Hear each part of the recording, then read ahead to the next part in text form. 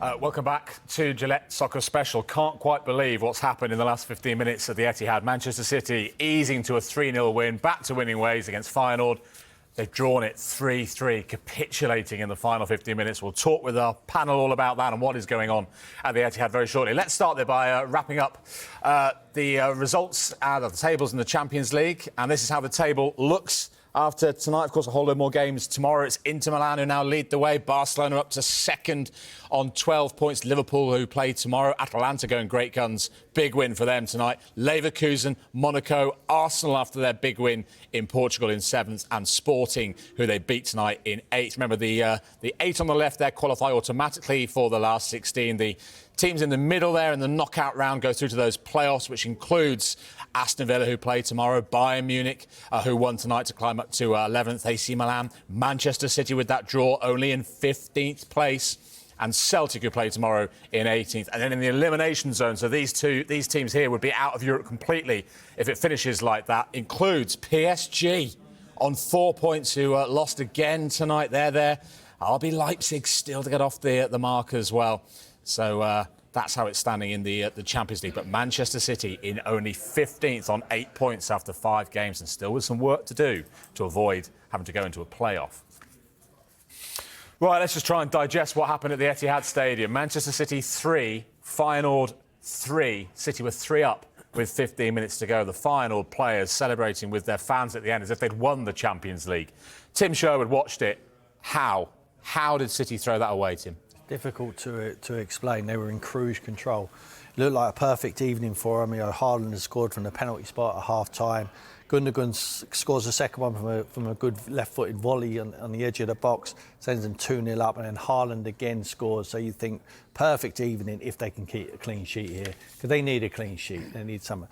Didn't look like there was any trouble. De Bruyne comes on for 25 minutes. Looking at the weekend, you would have thought all of a sudden Vardiol, who looks like he's put his fingerprints are over every goal, pretty much every goal they conceded of recent times.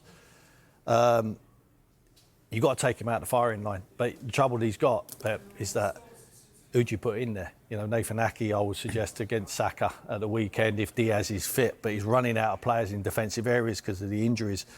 He is not having a good time of it. He looks shattered, the guy.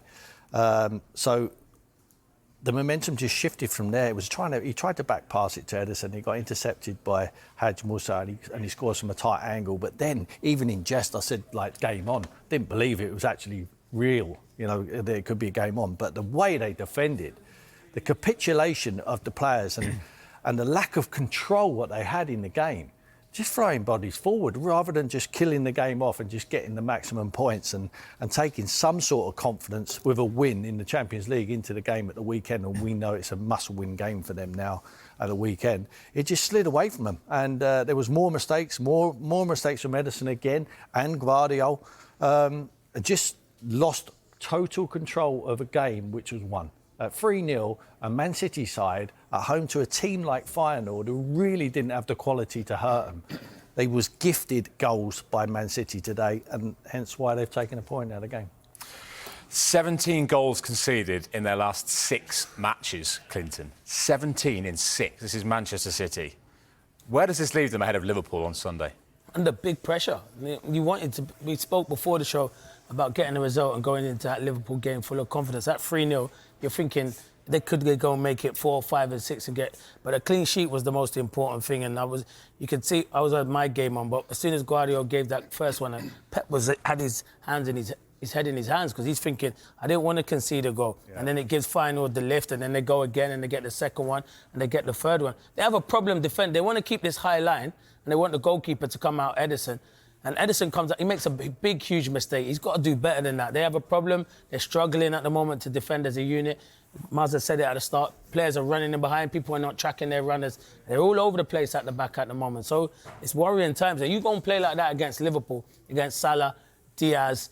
And if I'm Liverpool, I'm definitely starting Núñez through the middle because you leave that much space in behind. Darwin Núñez wants to run in behind, so they're so open at the moment. It wouldn't surprise you if they go to Liverpool and keep a clean sheet, would it? That's what I'm saying with Man City at the moment. But if they defend like that... But it would surprise you on current form, wouldn't it? Yeah, that's what I'm saying, but I'm just saying, I'm just thinking to myself, the way they're playing at the moment, you think they're going to be open. Surely Pep will go with a game plan to say, we can't be open like that. Because you know, if the fullback goes, Salah's going to stay up, and once Liverpool break, they'll go in behind. So there is problems there at the moment. To be fair, there is a bonus, though. They've stopped the rot, haven't they?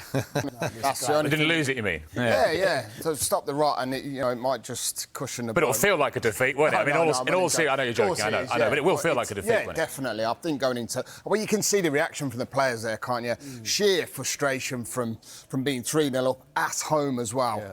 You know, you're just thinking to yourself, could that be even worse for Man City? I mean, to be 3-0 up and not come away without a win.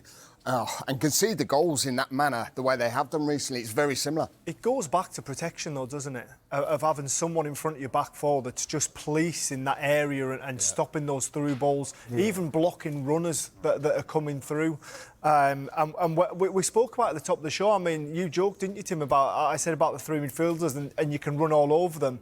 And you even said, like, not fire now, but teams from Holland are coming over and doing it. Do you know what I mean? So there's, like, almost a blueprint of how to beat Manchester City. And if anything, the former Liverpool style under Klopp would probably suit playing against City a little bit more than this slightly more controlled Arne Slot Liverpool. So it'll be interesting to see how that goes. But if Liverpool want to go for the jugular, then this is the time to do it.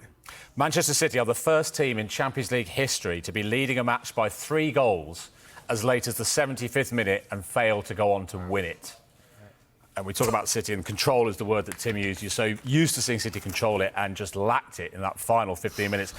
Quite incredible. We'll have more reaction on that a little bit later on Sky Sports News. Let's just finish with a final word on a positive word for Arsenal fans.